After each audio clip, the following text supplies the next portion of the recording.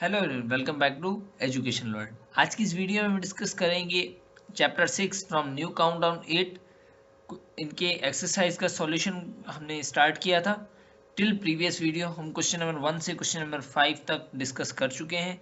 इस वीडियो में हम क्वेश्चन 6 और 7 को देखेंगे क्योंकि इनमें थोड़े ज़्यादा पार्ट्स हैं, तो I have decided to divide this video further या दिस सीरीज फर्दर।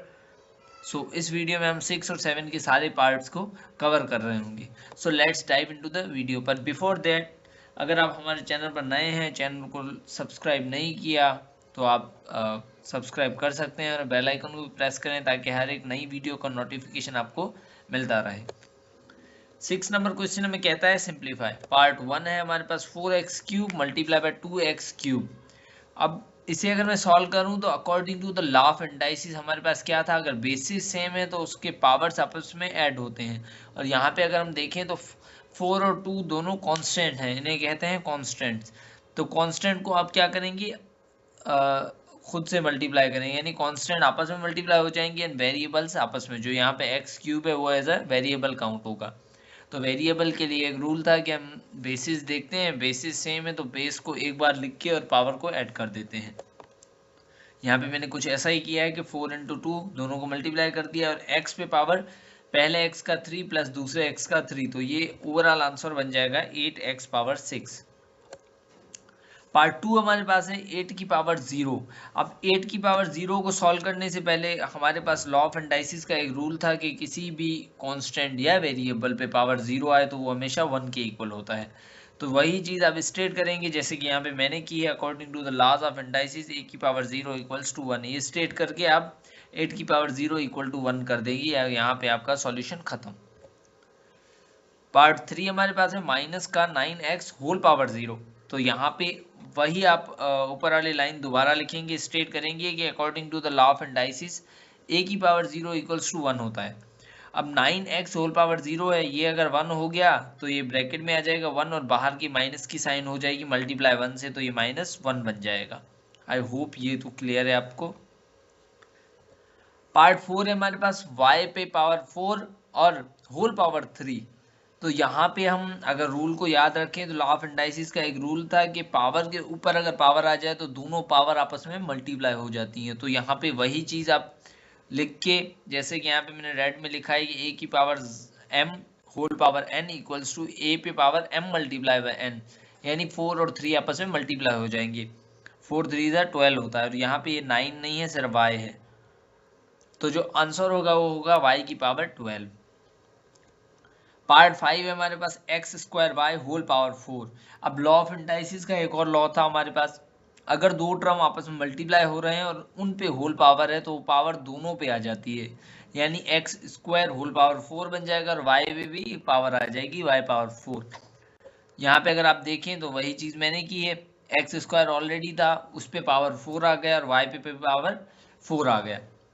अब यहाँ पे फर्स्ट टर्म जो एक्स स्क्वायर होल पावर 4 है उस पे एक रूल लग रहा है लॉ ऑफ एंटाइसिस का कि पावर के ऊपर अगर पावर आए तो पावर्स आपस में मल्टीप्लाई हो जाती हैं। तो 2 और 4 आपस में हो जाएंगे मल्टीप्लाई। तो हमारे पास जो ओवरऑल आंसर बनेगा वो बनेगा x की पावर 8, क्योंकि 4 2 8 और y पे पावर 4। आई होप यहाँ तक क्वेश्चंस क्लियर है। पार्ट 6 हमारे पास है 2cd power 4 cd whole power 5। पहली ब्रैकेट को अगर मैं देखूं तो 2cd ऐसे ही इसे रहेगा होल पावर 4। अब कांस्टेंट यहाँ पे c जो राइट साइड में cd होल पावर 5 है, वहां पे लॉ ऑफ एंटाइसिस का एक रूल लगेगा कि होल पावर है, दोनों टर्म पे पावर आ जाएगा, c पे पावर 5 आ जाएगा, d पे पावर 5 आ जाएगा। और c और d के साथ कोई कांस्टेंट नहीं है, इसका मतलब यहाँ पे कांस्टेंट 1 है, तो 1 2 से 2 बन जाएगा। और उसके बाद यहाँ पे मैंने पावर्स को सेपरेट कर लिया, जो c पे पावर 5 d पे power 5। If the bases are same at the powers. अब c और d के बेसिस सेम है, c और d दोनों सेम है, तो पहले जो 2 के साथ c है उस पे पावर कुछ भी नहीं है यानी 1 है, और वहां पे c है उसका पावर 5 है। उसके बाद d को देखें तो d फर्स्ट टर्म में हमारे पास पावर 4 है, सेकेंड टर्म में पावर 5 है, तो 4 और 5 आपस में ऐड हो जाएंगे, c का पावर 1 और c का पावर 5 आपस में ऐड हो जाएंगे, जो कि मैंने यहाँ पे किए हैं। तो c2 सेम रहेगा, c पे पावर 6 आ जाएगा क्योंकि 5 + 1 6, और डी पे पावर आ जाएगा 9। ये था पार्ट 6। पार्ट 7 है हमारे पास 2fg power 4 whole power 4 multiply by fg power whole 6। First bracket को अगर आप देखें तो जो 4 पे पावर 4 है वो दोनों पे आ जाएगा, 2 पे भी पावर 4 आ जाएगा, f पे भी पावर 4 आ जाएगा और g पे पावर 4 होल पावर 4 बन जाएगा। क्योंकि यहाँ पे ये वाला रूल लग रहा है हमारे पास लॉ ऑफ इंडाइसिस का, a मल्टीप्लाई बाय b, यानी किसी भी ब्रैकेट में दो टर्म मल्टीप्लाई हो रहे हैं और उन पे होल पावर है तो पावर हर टर्म पे सेपरेटली आ जाता है। हमारे पास क्वेश्चन में पहली ब्रैकेट में 3 टर्म है तो तीनों टर्म पे भी आ जाएगा सेम। तो ये मैंने कुछ ऐसे ही कर दिया। मैंने f और g का होल पावर 6 है उसको पहले सेपरेट कर दिया। उसके बाद 2f पावर 4 g 16। अच्छा ये 4 है, ये इस पे भी आ जाएगा। अगर मैं पेन टूल यहाँ से ले लूँ, ये जो 4 है ये 2 पे भी पावर 4 आ जाएगा, यानी 2 पे पावर 4 होता है 16 के इक्वल। यहाँ पे मैंने लिख दिया, यहाँ पे मैंने शायद गलती से नहीं लिखा, यहाँ पे आएगा 4। 2 पे पावर 4, f पे पावर 10 कैसे आया? अब यहाँ पे f पे पावर 4 है और ये 6 है तो मल्टीप्लाई हो रहे हैं दोनों, तो पावर ऐड हो जाएंगी तो ये हो गया 10। g पे पावर 22 कैसे आया? g पे यहाँ पे 16 है और ये 6 आप ऐड करते हैं तो ये 22 बन जाता है। 2 की पावर 4 होता है 16। 2 multiply by 2 multiply by 2 multiply by 2, इसको आप अगर आपस में मल्टीप्लाई करेंगे तो 16 बनेगा। तो ये इसका हो जाएगा आंसर। आई होप ये क्वेश्चन क्लियर है। इसमें अगर कोई कंफ्यूजन है तो आप कमेंट बॉक्स में पूछ सकते हैं। पार्ट 8 है हमारे पास x power 5 y power 6 divided by X Y square. अब यहाँ पे अगर मैं देखूं इसका बेस x है, इसका भी बेस x है यानी बेस सेम है, इसका बेस y है, नीचे वाले का बेस भी y है, दोनों के बेसिस सेम है। तो as per the law of indices quotient rule या डिवीजन रूल हमें ये कहता है कि जब दो वेरिएबल डिवाइड हो रहे हैं और उनके बेसिस सेम हो तो उनके पावर आपस में सब्ट्रैक्ट हो जाते हैं, जो कि यहाँ पे मेंशन्ड है। तो इन्हीं चीज़ों को मैंने यहाँ पे लिखा है। x को एक बार लिख के ऊपर वाला 5 माइनस नीचे वाले x का 1, y को एक बार लिख के 6 ऊपर वाला माइनस 2 नीचे वाला। तो इसको आप ओवरऑल सॉल्व करेंगे तो आपको कुछ ऐसा आंसर मिलेगा, x power 4 y power 4। Part 9 है हमारे पास x square y power 5 divided by x y power 4। Same आप लॉ ऑफ इंडाइसिस का क्वोशंट वाला रूल लगाएंगे एंड देन बस सब्ट्रैक्ट करना है, बेसिस सेम है तो x पे पावर ऊपर वाला स्क्वायर माइनस नीचे वाले x का पावर 1 माइनस हो जाएंगे। उसके बाद y का ऊपर वाले y का पावर 5 माइनस नीचे वाले y का पावर 4। तो ये ओवरऑल सॉल्व करने के बाद आपके पास जो आंसर बचेगा वो बचेगा xy। क्वेश्चन 10 हमारे पास है x पे पावर -2 डिवाइडेड बाय x पे पावर -8। इस माइनस की साइन से आपको डरना नहीं है, आपको सिंपली वही रूल फॉलो करना है। बेसिस सेम है, एक बार बेस को लिख दें -2 ऊपर वाला और अकॉर्डिंग टू द रूल हम माइनस करते हैं, वो वाली -2 के बाद आ गई, उसके बाद 8 जो है वो था ही माइनस का। तो यहाँ पे अगर आप देखें, यहाँ पे अगर मैं देखूं तो ये माइनस इस माइनस से भी मल्टीप्लाई हो रही, तो माइनस इंटू माइनस होता है प्लस, तो ये कुछ ऐसे बन जाएगा -2 + 6। इस तरह की कहीं पे भी साइन दिखे, दो साइन डिफरेंट, तो आप हमेशा सब्ट्रैक्ट करेंगे। यानी यहाँ पे आप ऐसे कर सकते हैं, यहाँ से 2 से सब्ट्रैक्ट 8 नहीं हो सकता, आप 8 में से 2 सब्ट्रैक्ट करते हैं तो आपके पास 6 बचेगा। उसके बाद आपको देखना है कौन सा डिजिट बड़ा है, प्लस का 8 बड़ा है माइनस का 2 बड़ा है। तो प्लस का 8 बड़ा है इसीलिए यहाँ पे प्लस का 6 आ गया। अगर यहाँ पे माइनस का होता है 8 तो यहाँ पे माइनस आ जाती। आई होप यहाँ पर क्लियर है सब। पार्ट 11 है 24x power 6 divided bye 12x power 8। वही रूल सेम लगाना है आपने और कुछ नहीं करना, बस डिवीजन करनी है simple.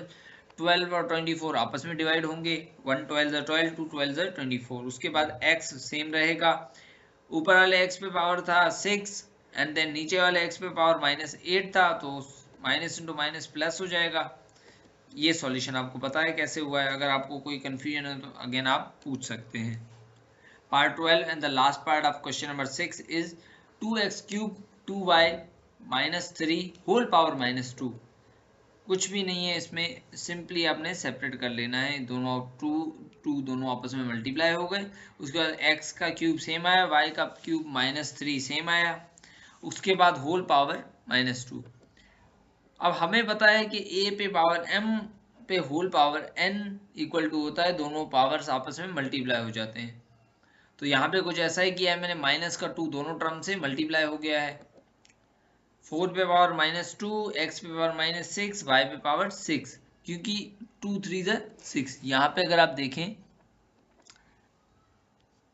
Minus into minus plus और 3 2 6, तो ये 6 वही आया है और ये माइनस का रहेगा हमारे पास। अब यहाँ पे आपके पास एक चॉइस है, ये दोनों पावर्स माइनस के हैं तो इन पावर्स को प्लस का करने के लिए हम रेसिप्रोकल कर देते हैं, यानी 4 को भी 1/4 कर देंगे, x पावर -6 को भी 1/x कर देंगे। तो इसका जो आंसर बनेगा वो कुछ ऐसे बनेगा। ओके, अब हमारे पास अगर मैं क्वेश्चन नंबर 7 को देखूं तो क्वेश्चन नंबर 7 कहता है वैल्यूएट। अब हमारे पास कुछ क्वेश्चन है, इनको हमने सिंप्लीफाई करना है, वैल्यूज निकालनी है। पहला पार्ट है हमारे पास -2/7 whole power -4 multiply -5/7 whole power 2। तो according to the law of indices, अगर दोनों टर्म डिवाइड हो रहे हैं और उन पे होल पावर है तो पावर हर एक टर्म पे सेपरेट लिया जाएगी।